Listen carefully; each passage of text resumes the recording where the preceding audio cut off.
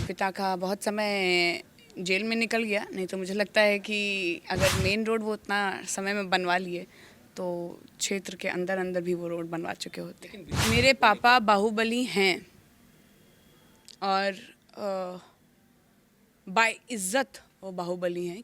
लाखों के मात्रा में लोग जुड़ के अपने बाहुओं का बल दें किसी एक इंसान को तो वो बाहुबली ही हैं। अगर इस तरह से देखा जाए तो मेरे पापा बाहुबली हैं और मैं उनका इज्जत करती हूँ इस बात के लिए। ये मुझे टिकट मिलना,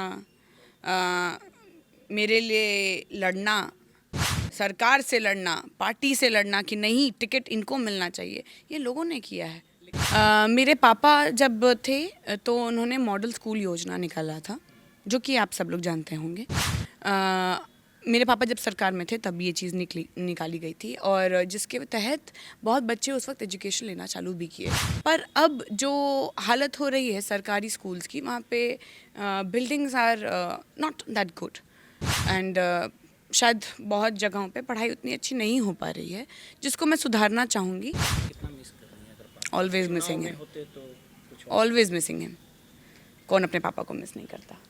2025 का चुनावी दंगल का अखाड़ा सज चुका है। लड़ाई अंतिम मोड़ पे है और विधानसभा के चुनाव की उल्टी गिनती शुरू हो चुकी है और जो लालगंज की सीट है वो काफ़ी हॉट सीट है। तेजस्वी यादव ने इस बार शिवानी शुक्ला पर दांव खेला है और लालगंज का लाल बादशाह कौन होगा, इन तमाम मुद्दों पे बात करने के लिए इंडिया गठबंधन की उम्मीदवार शिवानी शुक्ला जी हैं।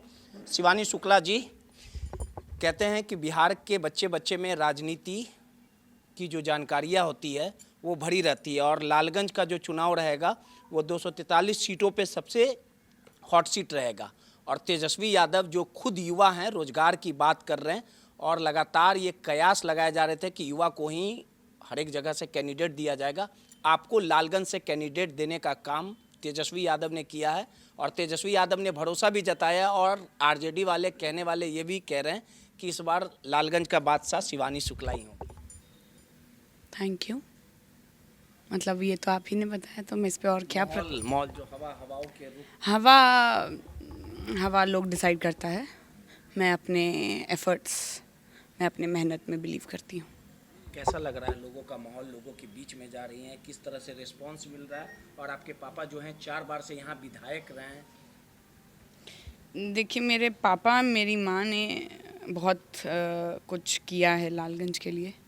अगर आज के डेट में लालगंज के एक एक कुटिया में भी एक बल्ब जल रहा है तो मेरे समझ से वो मेरे मम्मी पापा का देन है, क्योंकि जब मेरे पिता आए, एमएलए बने, तो उन्होंने पूरे लालगंज विधानसभा में लाइट्स और रोड लाने का काम किया।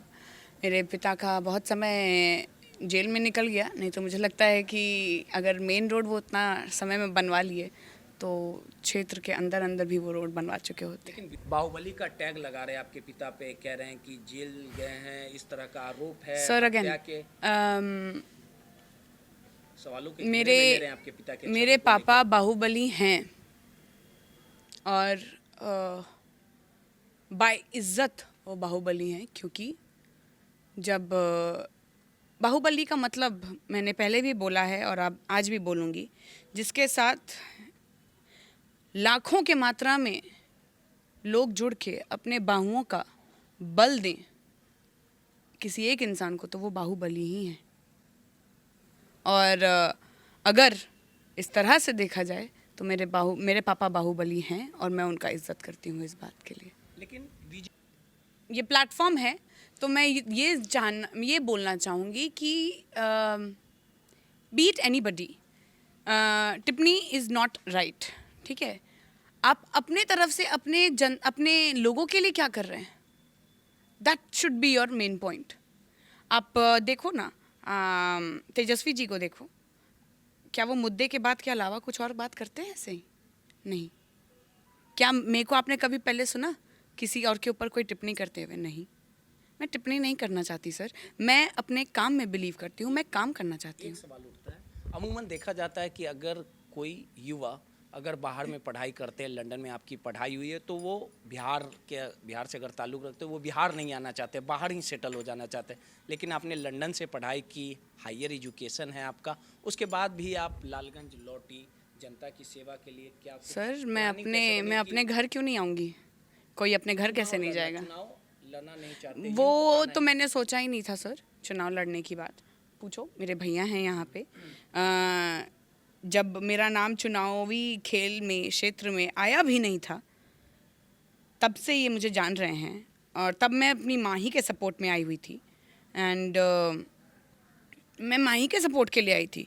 मैं कोई सोच के नहीं आई थी कि मुझे चुनाव लड़ना है। लोगों का प्रेम, लोगों का स्नेह मेरे प्रति ऐसे आया, जो शायद मेरे सोच के भी परे था। और ये मुझे टिकट मिलना, मेरे लिए लड़ना, सरकार से लड़ना, पार्टी से लड़ना कि नहीं टिकट इनको मिलना चाहिए, ये लोगों ने किया है। लेकिन जब टिकट बंटवारे की बात हो रही थी, सिंबल की बात हो रही थी, जब आप टिकट लेने गई थी, तेजस्वी से मुलाकात भी हुई आपकी, तो आप काफ़ी भावुक हो गई थी जब आपको सिंबल दिया गया। और ये सीट जो है उसमें गठबंधन से भी दुश्मनी तेजस्वी करने को तैयार हो गए, क्योंकि कांग्रेस से यहाँ आदित्य कुमार भी नॉमिनेशन कर दिए थे, आप भी कर दी थी, फिर वापस लिया गया। तो तेजस्वी आप पर भरोसा जताए, युवा को I am very very thankful. बहुत बहुत धन्यवाद सुप्रीमो को कि उन्होंने मेरे अंदर विश्वास जताया।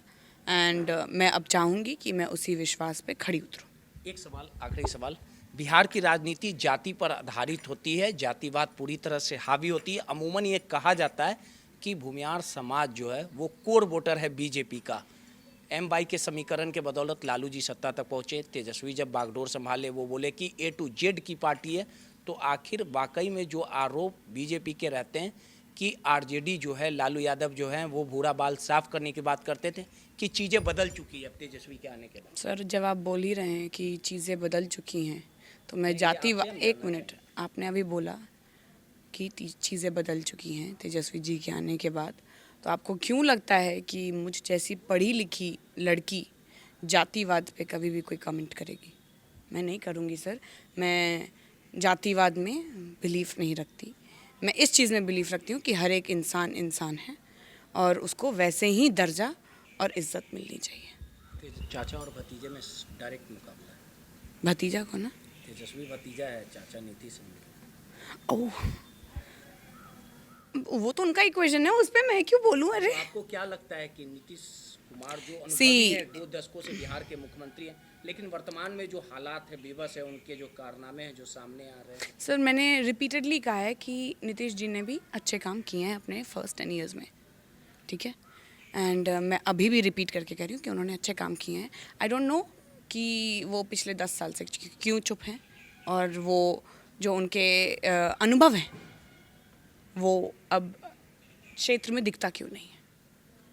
क्वेश्चन इज सिंपल सर, जो काम करेगा वो जनता का प्रेम पाएगा, जो काम नहीं करता है वो जनता से दूर हो जाता है। संजय सिंह सामने रहेंगे तो फाइट होगा कि एक तरफा? जी सर, मैं रिपीट कर रही हूँ, and every time I will repeat myself, why will I care कि कौन सामने है। मैं तो ये केयर करना चाहूँगी ना कि मैं क्या काम कर रही हूँ।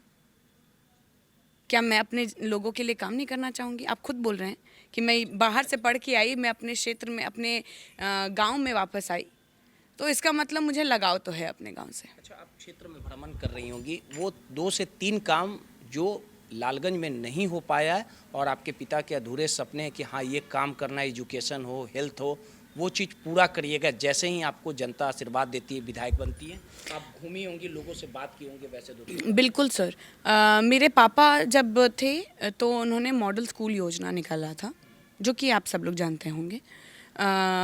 मेरे पापा जब सरकार में थे तब ये चीज़ निकाली गई थी, और जिसके तहत बहुत बच्चे उस वक्त एजुकेशन लेना चालू भी किए। पर अब जो हालत हो रही है सरकारी स्कूल्स की, वहाँ पे buildings are not that good, and शायद बहुत जगहों पे पढ़ाई उतनी अच्छी नहीं हो पा रही है, जिसको मैं सुधारना चाहूँगी। और सर, एजुकेशन मेरे लिए फोरमोस्ट आता है। जब एजुकेशन होता है ना तो हर चीज़ हो सकती है सर। चाहे आपको ये जानकारी हो कि अगर किसी को कोई बीमारी है तो वो कहाँ जाना चाहिए, ये भी आपके एजुकेशन के ही तहत आ सकता है। तो very minutely I am saying it, पापा को कितना मिस कर रही हैं? अगर पापा ऑलवेज चुनाव मिसिंग में हिम, होते तो कुछ और। Always missing him. कौन अपने पापा को मिस नहीं करता? कोर्ट में आप मिली थी तो रोने लगी थी। Sir I think anybody at my space would have done the same, क्योंकि हर किसी को अपने माँ बाप से प्यार होता है। सीधे तौर पे आरजेडी के उम्मीदवार हैं लालगंज से शिवानी शुक्ला, उन्होंने साफ तौर पे कहा है कि सत्ता परिवर्तन होगा और इस बार बिहार के लिए काम किया जाएगा। सहयोगी अनिल के साथ रोहित, माई पीडीए समाचार, पटना।